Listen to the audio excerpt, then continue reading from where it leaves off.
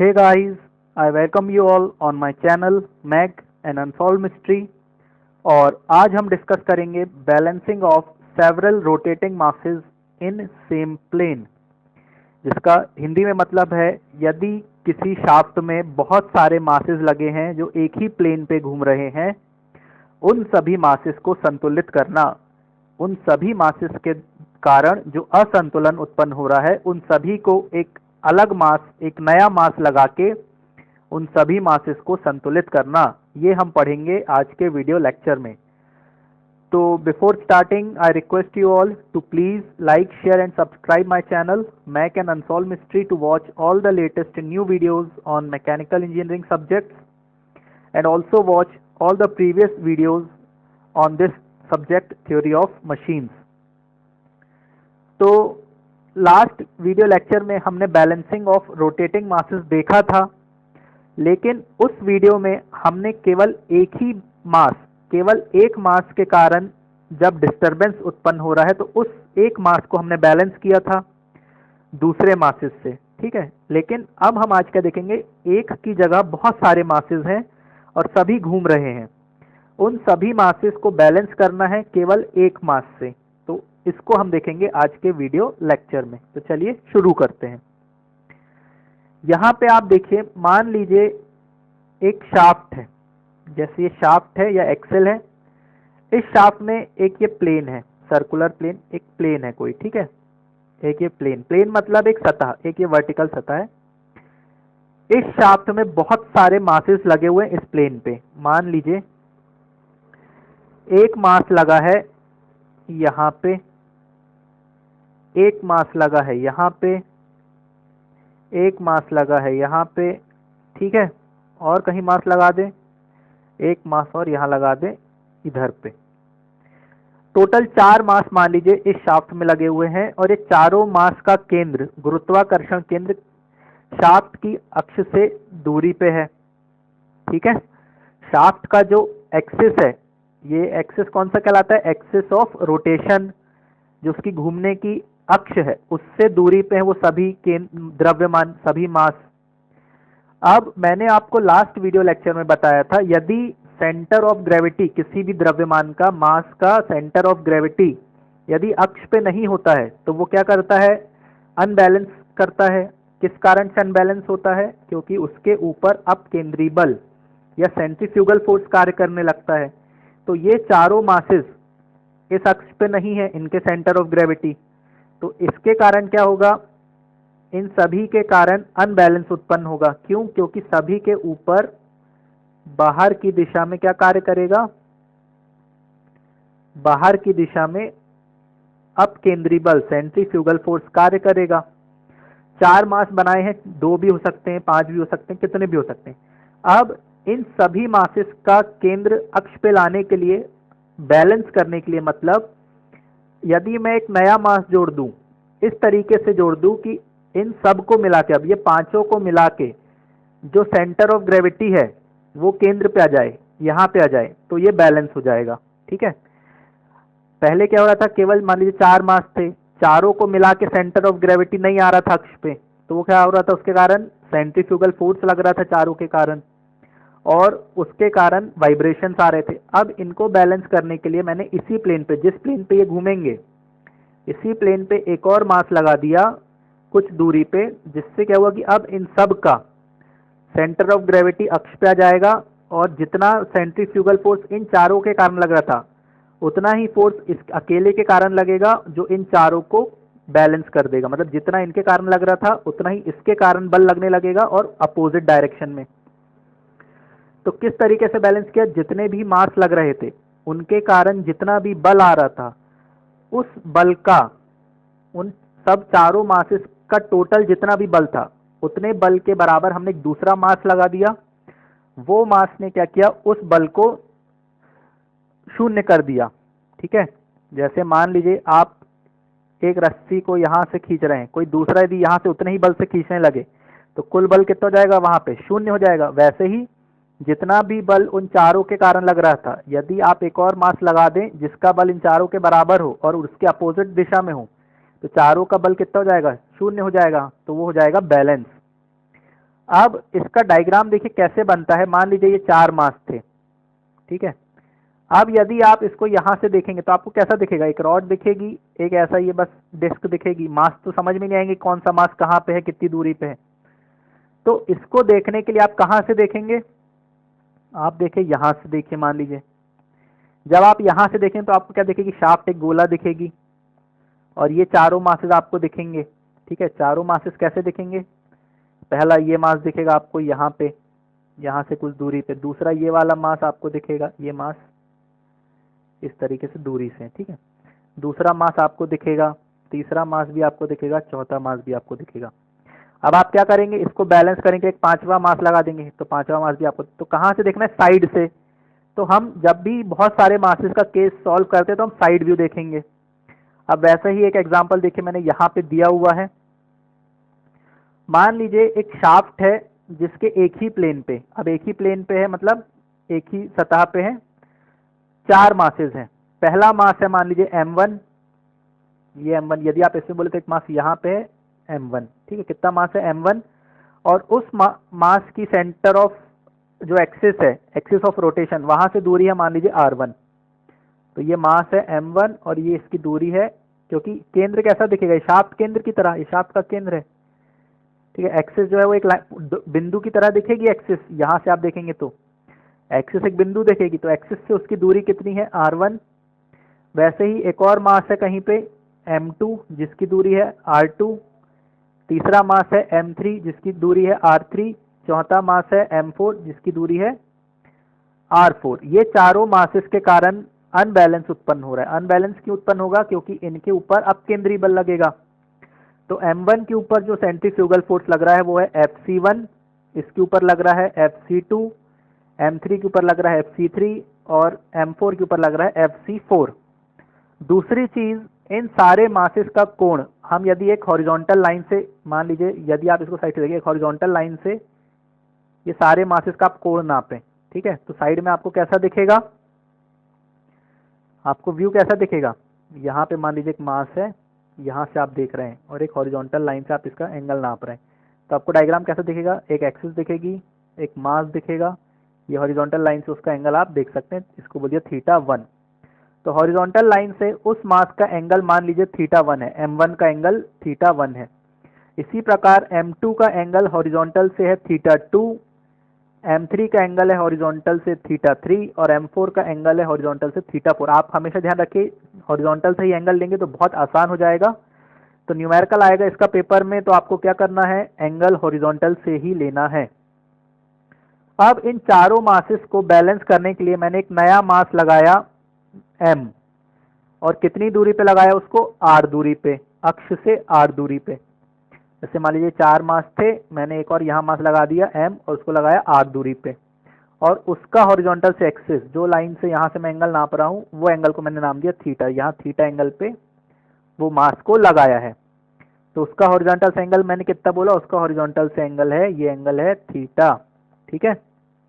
तो ये एक केस दिया इन जनरल कि 4 मासेस हैं, चारों के ऊपर अपकेंद्री बल लग रहा है, उसको बैलेंस करने के लिए मैंने एक नया मास लगाया है m, कितनी दूरी पे लगाया है, तो इसके ऊपर कितना बल लगेगा, Fc। अब कंडीशन क्या बोलती है कि जितना बल इन चारों के कारण लग रहा है उन सब को मिला के जो बल है वो Fc के बराबर हो जाएगा। यदि Fc इन चारों के बराबर हो जाएगा तो सिस्टम क्या हो जाएगा, बैलेंस हो जाएगा। तो बैलेंस करने के लिए हम क्या करेंगे, हम सीधा Fc1, Fc2, Fc3, Fc4 को जोड़ के इसके बराबर नहीं लिख सकते, क्योंकि ये सभी बल अलग अलग दिशाओं में लग रहे हैं, ठीक है। तो हम क्या करेंगे, इनको विभाजित करेंगे। 2 मेथड होते हैं सॉल्व करने के इसको, यदि इस टाइप का न्यूमेरिकल आता है तो एक होता है एनालिटिकल मेथड, फॉर्मूले से सॉल्व करना। दूसरा होता है ग्राफिकल मेथड। ग्राफिकल मेथड क्या है, ग्राफ बना के सॉल्व करना, वेक्टर डायग्राम बना के सॉल्व करना। तो हम एक एक करके मेथड देखें और इसका एक क्वेश्चन भी सॉल्व करें ताकि आपको ये बहुत अच्छे से समझ में आ जाएगा। तो पहला है एनालिटिकल मेथड। एनालिटिकल मेथड में हम क्या करते हैं, फॉर्मूला अप्लाई करके क्वेश्चंस को सॉल्व करते हैं।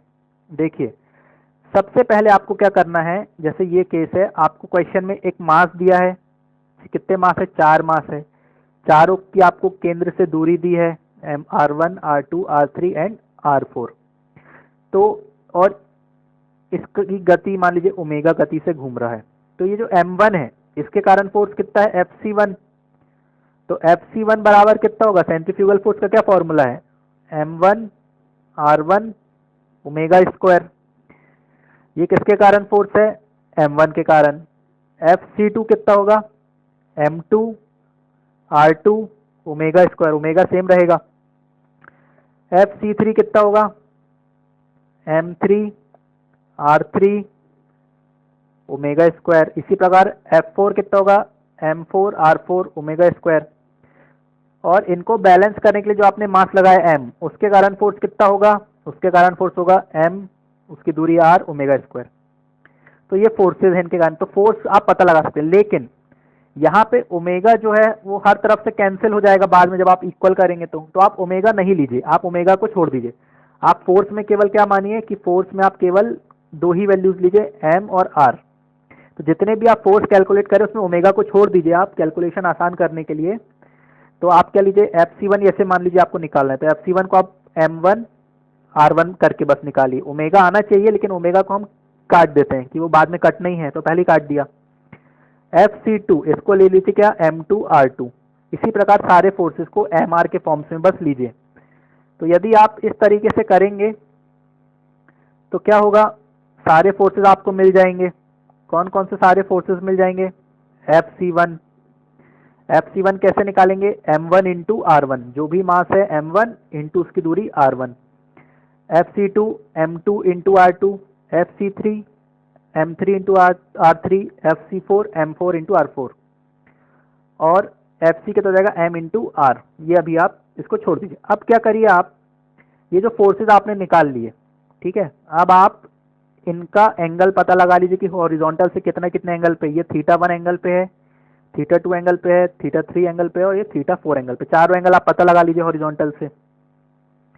फिर आप इन फोर्सेस को एक एक करके दो दिशाओं में रिजॉल्व कर लीजिए, विभाजित कर लीजिए, एक x दिशा में और एक y दिशा में।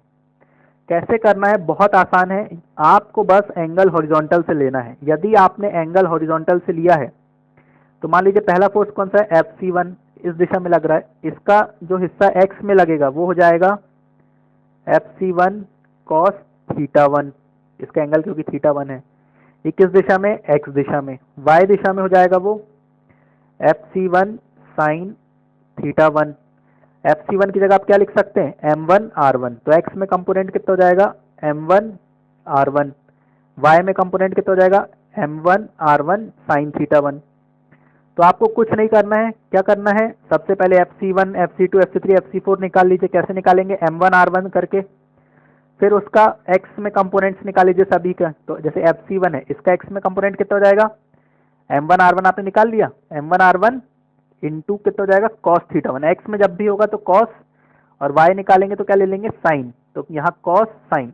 इसी प्रकार Fc2 का कितना हो जाएगा, Fc2 cos θ2 x में, y में कितना हो जाएगा Fc2 sin θ2।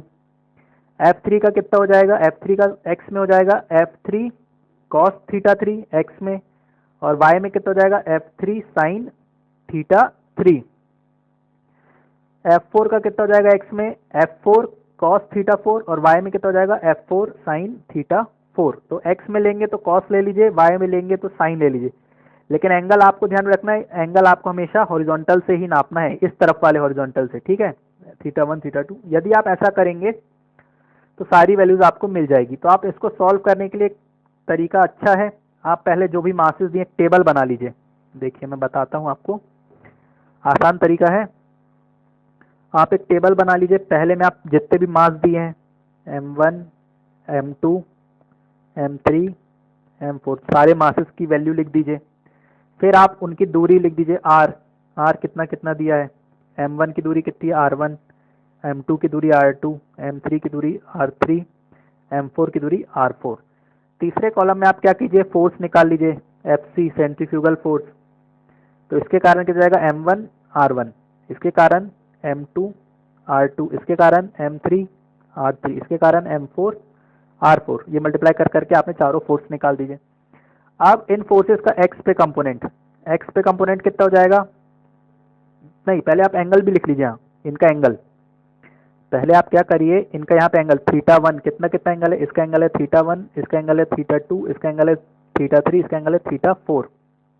ठीक है, अब इसका एक्स में कंपोनेंट निकाल लीजिए। कैसे निकालेंगे, M r1, ये M1r1 निकाल लिया, इसमें कॉस थीटा 1 मल्टीप्लाई कर दीजिए। M2r2 निकाल लिया, cos theta 2, M3r3 cos theta 3, M4r4 cos theta 4। ये एक्स में निकाल आएंगे। वाई में भी निकाल लीजिए कॉलम बना के, M1r1 sign theta 1, M2r2 sign theta 2, M3r3 sign theta 3, M4r4 sine theta 4। जब आपने इतना कर लिया तो क्या हो जाएगा, उससे इन सभी फोर्सेस के, ये जो फोर्सेस थे, इन सभी फोर्सेस के एक्स में हिस्से पता चल जाएंगे चारों के, M1 का, M2 का, M3 का, M4, और वाई में भी पता चल जाएंगे चारों के हिस्से। अब इन चारों हिस्सों को आप जोड़ दीजिए। जो जैसे यहाँ पे क्या आया एक्स में, M1r1 कॉस थीटा 1, M2 का कितना होगा, M2r2 कॉस थीटा 2, M3 का कितना होगा, M3r3 कॉस थीटा 3, और M4 का कितना होगा, M4r4 कॉस थीटा 4। इन चारों को जोड़ दीजिए। प्लस माइनस कुछ भी आए एज इट इज वैल्यू आप रख दीजिए। ठीक है, प्लस माइनस कुछ भी आए एज इट इज रख दीजिए। तो हॉरिजॉन्टल दिशा में क्या हो जाएगा, M1r1 cos theta 1 plus M2r2 cos theta 2 plus M3r3 cos theta 3। तो इन सबको जोड़ देंगे तो आपको मिल जाएगा कि टोटल हॉरिजॉन्टल फोर्स कितना आ रहा है उनके कारण। ठीक है, यदि पॉजिटिव वैल्यू आ रही है तो पॉजिटिव ले लीजिए, माइनस नेगेटिव आ रही है तो नेगेटिव ले लीजिए। ठीक है, फिर इसी प्रकार वर्टिकल भी आप जोड़ दीजिए। वाई दिशा में कैसे लेंगे, पहले FC1 का कितना था, M1r1 साइन थीटा 1, दूसरा कितना था, M2r2 साइन थीटा 2, तीसरा कितना था, M3r3 साइन थीटा 3। इन सबको जोड़ दीजिए। तो हॉरिजॉन्टल और वर्टिकल में दोनों को आप निकाल लीजिए। अब जब हॉरिजॉन्टल और वर्टिकल दोनों आपने निकाल लिए, तब आपको पता है कि यदि दो फोर्स हॉरिजॉन्टल और वर्टिकल डायरेक्शन में लग रहे हैं तो इनका एक परिणामी फल होता है, परिणामी बल, जिसको हम बोलते हैं रिजल्टेंट फोर्स, आर। आर कैसे निकालते हैं, यदि दो बल आपस में 90 डिग्री में कार्य कर रहे हैं तो उनका रिजल्टेंट होता है आर, रूट ऑफ हॉरिजॉन्टल का स्क्वायर प्लस वर्टिकल का स्क्वायर। तो जितना भी हॉरिजॉन्टल आया और जितना भी वर्टिकल आया, इन दोनों का स्क्वायर करके आप जोड़ के रूट कर दीजिए। जैसे देखिए यहाँ पे रूट ऑफ एच का स्क्वायर हॉरिजॉन्टल में जितना आया, वाई का स्क्वायर। तो इससे आपको ये क्या दर्शाएगा, ये जो FC आया, ये दर्शाएगा कि ये जो चारों मासेस थे, ये चारों मासेस थे M1, M2, M3, M4, इनके कारण जितने भी बल आ रहे थे FC1, FC2, FC3, F4, इन चारों को अलग करके केवल आप एक ही फोर्स लगा दें जो उन्हीं का जैसा हो, तो क्या हो जाएगा वो FC। तो FC क्या है, इन चारों का परिणामी फल है। परिणामी मतलब इन चारों का मिला के एक बल किसके बराबर होगा, FC के। तो ये तो हो गया परिणामी, लेकिन हमको क्या करना है, बैलेंस करना है। तो जिस दिशा में परिणामी आ रहा है, अब परिणामी की दिशा निकालनी है, परिणामी किस दिशा में कार्य कर रहा है। तो आपको पता है हॉरिजॉन्टल आप निकाल चुके हैं फोर्स, वर्टिकल निकाल चुके हैं, इनका रिजल्टेंट का कोण यदि निकालना है तो कोण निकालते हैं टेन थीटा फॉर्मूला से। देखिए फॉर्मूला मैं आपको दिखाता हूं, ये फॉर्मूला है टेन थीटा बराबर वर्टिकल अपॉन हॉरिजॉन्टल। जितना भी वर्टिकल टोटल आया उसको हॉरिजॉन्टल से डिवाइड कर दीजिए, ये बराबर होगा टेन थीटा के। तो इससे आप थीटा कैसे निकालेंगे, टेन उधर चला जाएगा तो इन्वर्स हो जाएगा, तो थीटा बराबर हो जाएगा tan inverse V upon H, submission V upon submission H. तो ये दो चीजें जो आई, थीटा और FC, यहां से आपको दो चीजें कैलकुलेट करनी है। सबसे पहले आप क्या करेंगे, FC कैलकुलेट। FC क्या है, जितने भी बल लग रहे थे FC1, FC2, उन सबका एक परिणामी बल, रिजल्टेंट अपकेंद्री बल। ठीक है, उन चारों की जगह यदि एक बल लगाए तो कितना लगाएंगे, वो है FC। तो ये उनका रिजल्टेंट है। अब उस रिजल्टेंट का हॉरिजॉन्टल से कोण, कितना कोण है, टेन थीटा। तो देखिए डायग्राम में, यहाँ पे आप देखिए बहुत आसान है, यदि आप ध्यान से सुन रहे हैं तो आपको एक एक शब्द समझ में आ रहा होगा। तो ये फोर्स आ गया इनका परिणामी बल, इसका कोण कितना है, थीटा। तो ये चारों को अलग कर दीजिए आप केवल क्या काम करेंगे, ये क्या है, ये इन चारों को मिला के एक बल जो लग रहा है वो है ये FC। कैसे निकाला, root of H square plus V square. H भी आपको बता दिया मैंने साइन थीटा कॉस थीटा करके, इसका एंगल कितना है, थीटा। लेकिन हमको अब बैलेंस करना, मतलब जितना ये परिणामी है इसी के बराबर एक दूसरा बल लगाना है। तो दूसरा बल कहाँ लगेगा, ठीक इससे 180 डिग्री पे लगेगा। तो इसका कोण यदि थीटा निकाला आपने, तो जो आपको मास लगाना है वो कितने डिग्री पे लगाएंगे, थीटा प्लस 180। तो थीटा आप निकाल सके, इस पे 180 और जोड़ देंगे तो ये आपको पता चल जाएगा कि आपको जो नया मास लगाना है वो कहाँ लगाना है, थीटा प्लस 180। क्यों, क्योंकि इनका परिणाम इधर लग रहा है, तो इसके ठीक उल्टे में लगाएंगे आप मास। तो थीटा प्लस 180, और कितना मास लगाएंगे, जितना इसका परिणामी है उसके अनुसार। जैसे मान लीजिए परिणामी आ गया कितना FC। अब आपको मास निकालना है। क्वेश्चन में आपको दिया रहेगा कि कितनी दूरी पे मास लगाना है, मतलब ये वाला R आपको दिया रहेगा। तो आप कुछ नहीं करेंगे, जो FC आपने निकाला है FC बराबर कर देंगे M इंटू R। तो यहाँ पे FC की वैल्यू जो निकाली है वो पुट कर देंगे और R जो दिया रहेगा वो, इससे आप पता लगाएंगे आपको कितना किलो मास यहाँ पे लगाना है। तो क्वेश्चन सॉल्व हो जाएगा। आपने मास भी पता लगा लिया कितना मास लगाना है और कितने डिग्री पे लगाना है, थीटा प्लस 180। यहाँ देखिए ये आ गया FC is two M R कर दिया, R के लिए पुट कर दी, FC के लिए पुट कर दी, M निकाल लिया आपने। चलिए क्वेश्चन से सॉल्व करते हैं इसको, बहुत आसान है।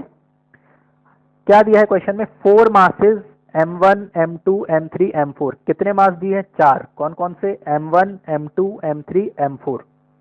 R 200 300 240 260, चारों मासेस का आपको वैल्यू दिया है। M1 कितना है, 200, M2 है 300, M3 है 240, M4 है 260, सबके मास दिए आपको। अब ये मासेस का radius of rotation, the corresponding radius of rotation, मतलब इनका त्रिज्या, केंद्र से इनकी त्रिज्या कितनी है, M1 की है 0.2, M2 की है 0.15, M3 की है 0.25 और M4 की है 0.3।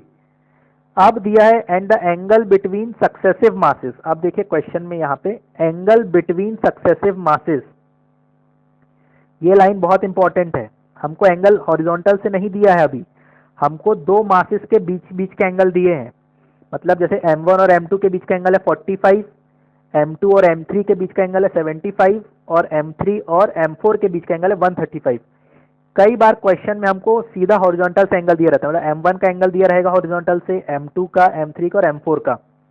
लेकिन यहाँ पे इस क्वेश्चन में हमको क्या दिया है, दो दो मासेस के बीच का एंगल दिया है। M1 M2 के बीच का दिया है कितना, 45, M2 M3 के बीच कितना एंगल है 75 और M3 M4 के बीच कितना है 135।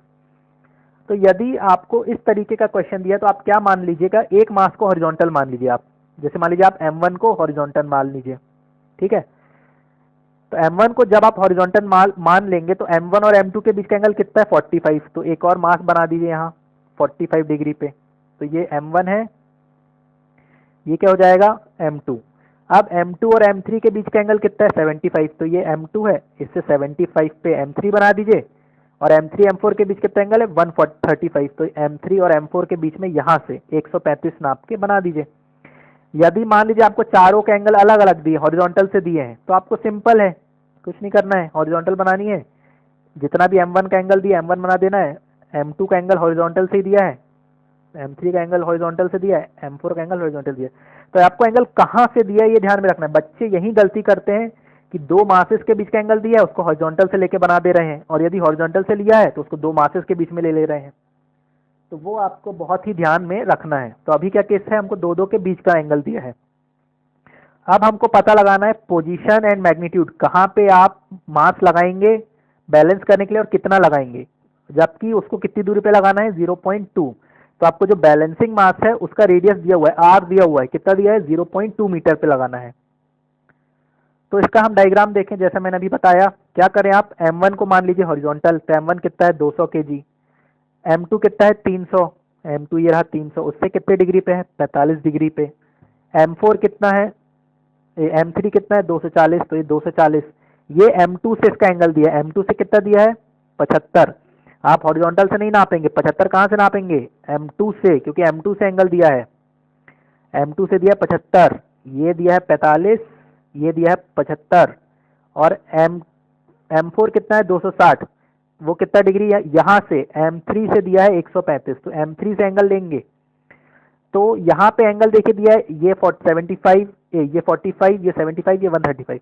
अब मैंने आपको जो पहले बताया वहां पे हम एंगल किससे लेते हैं, हॉरिजॉन्टल से। तो M1 मास कहाँ पे है, देखिए इसको थोड़ा अच्छे से क्लीन कर देता हूँ।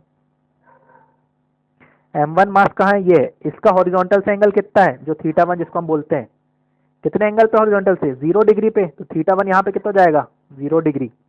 M2 कहाँ है, ये है, इसका हॉरिजॉन्टल से एंगल कितना है 45 डिग्री, θ2 कितना हो जाएगा 45 डिग्री। M3 कहाँ है, ये है, इसका हॉरिजॉन्टल से एंगल कितना है, और यहाँ पे देखिए ये वाला एंगल था 75, ये वाला पूरा एंगल 75 नहीं है, पूरा एंगल कितना हो जाएगा 75 प्लस 45, 75 प्लस 45 कितना होता है बताइए 75 प्लस 45 होता है 120, तो 75 प्लस 45 हो जाएगा 120। तो तीसरा मास का एंगल थीटा 3 कितना हो जाएगा 120, देखिए डायग्राम में दिखा है। थीटा 4 कितना हो जाएगा, थीटा 4 जाएगा 120 प्लस 135 255, थीटा 4 जाएगा 255। तो एंगल ही में गलती करते हैं बच्चे, एंगल ध्यान से लेना है। तो एंगल ध्यान से लेने के लिए मैंने आपको बताया आप टेबल बना लीजिए, पहले मास बना लीजिए, कितने मास दिए हैं उनका त्रिज्या बना लीजिए, उनका कोण बना लीजिए। कोण कहाँ से लेना है, हॉरिजॉन्टल से। तो पहले आप डायग्राम बना लीजिए, फिर हॉरिजॉन्टल से उनका कोण देखिए कितना कितना है। थीटा 1 तो 0 हो गया, थीटा 2, थीटा 3, थीटा 4 आपको दिख भी रहा है ये कितना ज़्यादा एंगल है। फिर आप उनका फोर्स निकाल लीजिए, M1 R1 M2 R2 M3 R3 M4 x में कंपोनेंट। देखिए M1 R1 कैसे निकाल लिया, ये निकाल लिया M1 R1 M2 R2 M3, ये क्या है फोर्स, ओमेगा नहीं ले रहे हैं, ओमेगा क्योंकि बाद में कट ही जाना है। अब इनका एक्स में कंपोनेंट क्या कर देंगे, कॉस थीटा सब में मल्टीप्लाई कर देंगे, साइन में, फिर वाई में क्या करेंगे, साइन थीटा मल्टीप्लाई कर देंगे, फिर सबको जोड़ देंगे। कैसे किया देखिए, हॉरिजॉन्टल में निकाला, सब में कॉस थीटा मल्टीप्लाई कर दिया, सबको जोड़ दिया, चाहे पॉजिटिव आए चाहे नेगेटिव आए। नेगेटिव आएगा तो माइनस कर दीजिएगा, पॉजिटिव आए तो प्लस कर दीजिएगा। देखिए यहाँ पे दो वैल्यूज नेगेटिव आई हैं तो इनको माइनस कर दिया है ना।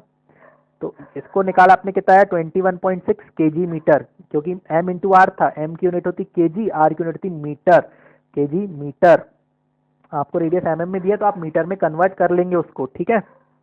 इसी प्रकार वर्टिकल कर लेंगे, वर्टिकल कैसे करेंगे, m into R sine theta, तो m1 r1 sine theta 1, m2 r2 sine theta 2, m3 r3 sine theta 3, m4 r4 सबको जोड़ दीजिए, जो प्लस आ रहा है उसको प्लस रहने दीजिए, जो माइनस आ रहा है उसको माइनस कर दीजिए।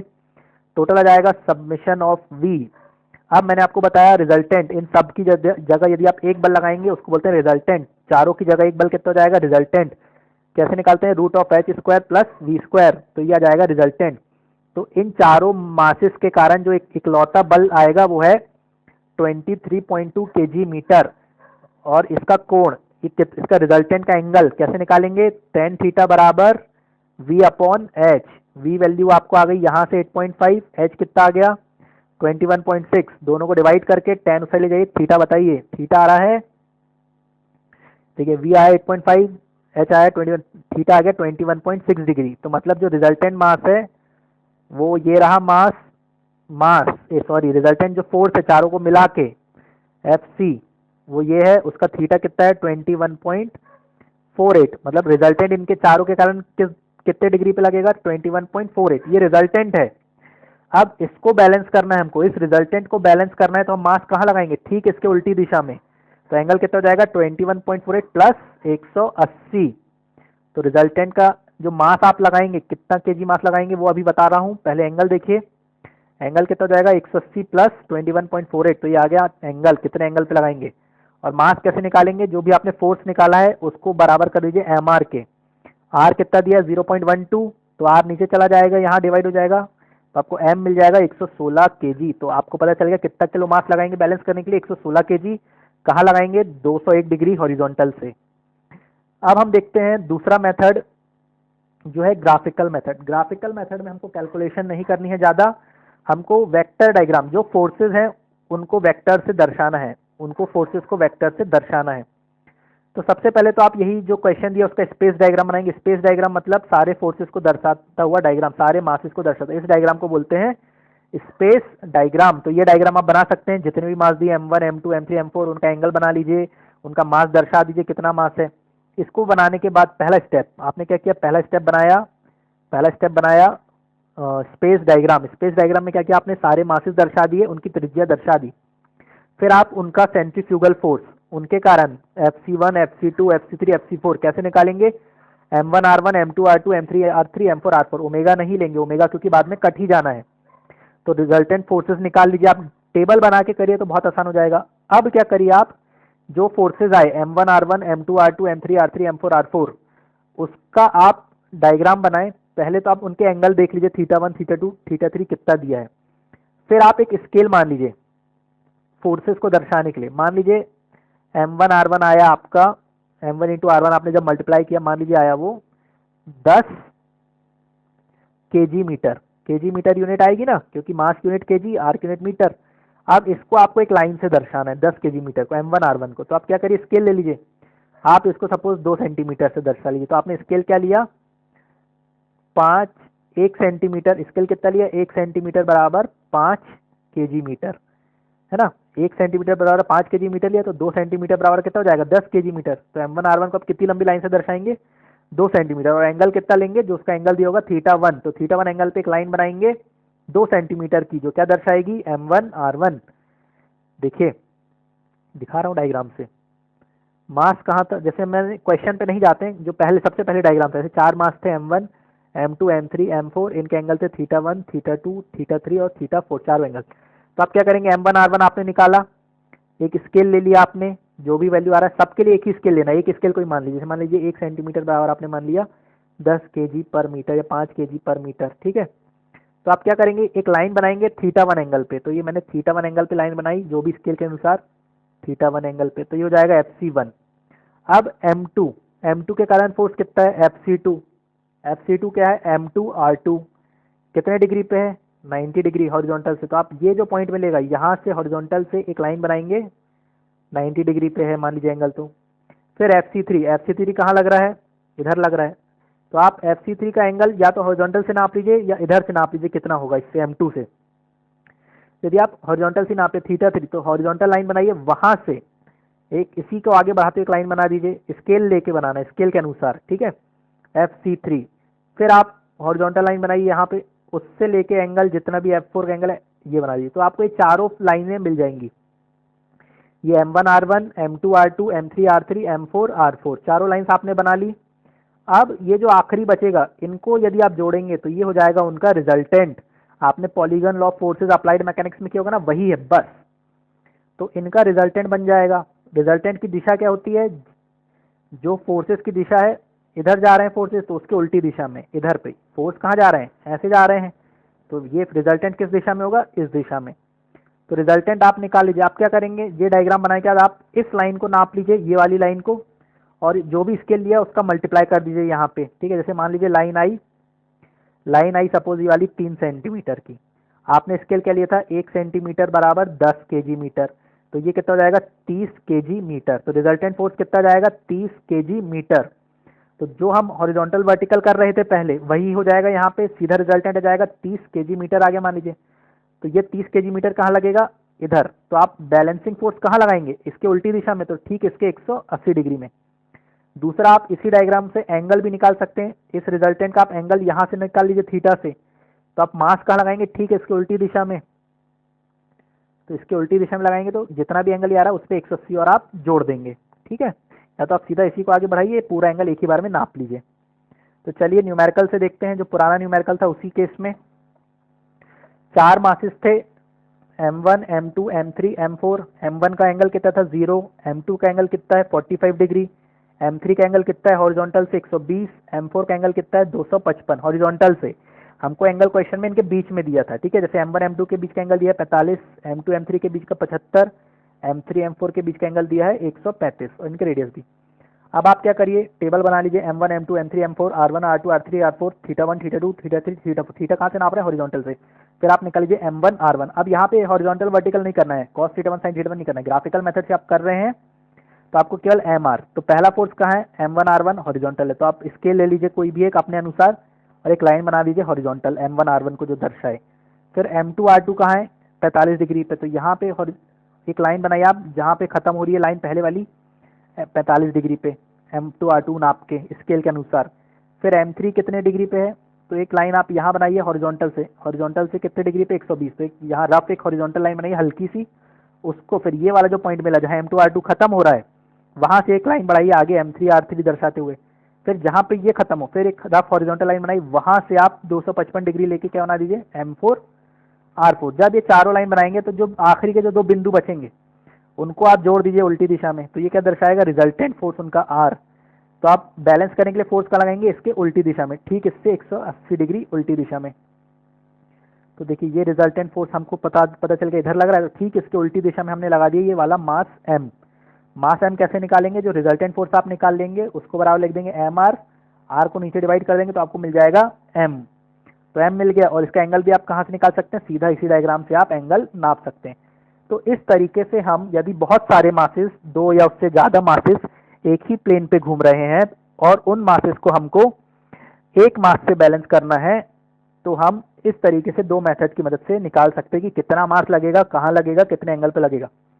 मान लीजिए जब आप हॉरिजॉन्टल और वर्टिकल फोर्स निकाल रहे हैं और ये जीरो आ जाए, ठीक है, या ये डायग्राम बनाए तो डायग्राम में ये क्लोज डायग्राम बने, एक M1 M2 R3 आपने बनाया तो चारों मिल गए, ठीक है, तो ये क्या दर्शाएगा कि वो पहले से बैलेंस है सिस्टम, वहां पे अनबैलेंसिंग नहीं है, हमको कोई मास लगाने की जरूरत नहीं है। कैसे पता चलेगा? यदि आपने हॉरिजॉन्टल सारे फोर्सेस निकाले, वर्टिकल फोर्सेस निकाले, सबमिशन H सबमिशन V, ये जीरो आ जाता है, दोनों जीरो आएंगे तब, ठीक है। यदि एक भी नहीं जीरो हुआ तो वो बैलेंस नहीं होगा। यदि दोनों जीरो आ गए तो आपको क्या पता चल जाएगा कि वो पहले से बैलेंस है, हमको बैलेंस करने की जरूरत नहीं है। और ये जब ग्राफिकल मेथड से चेक कर रहे हैं तो आप क्या देखेंगे कि यदि इनका पॉलीगन, ये जो फोर्स पॉलीगन बन रहा है, ये क्लोज हो रहा है, आखिरी सिरा और पहला सिरा मिल रहे हैं, तो भी आप बोल सकते हैं कि हमको कोई मास लगाने की जरूरत नहीं है, सिस्टम बैलेंस है, ठीक है। तो आज की क्लास के लिए इतना ही। आज हम बैलेंसिंग चैप्टर जो आपका सिलेबस है उसके अनुसार खत्म हुआ है। आज हम डिस्कस किया कि बहुत सारे मासेस को कैसे बैलेंस करेंगे। तो thank you for watching this content. ये जो वीडियो का कंटेंट है जिसका आंसर आप चेक कर लीजिएगा निकाल के, कमेंट बॉक्स में बताइएगा कि सही है कि नहीं। तो ये जो कंटेंट है ये RS खुरमी से लिया गया है, आप वो बुक प्रेफर कर सकते हैं नोट्स के लिए। Thank you for watching, like share and subscribe my channel Mac and unsolve mystery. Have a good day.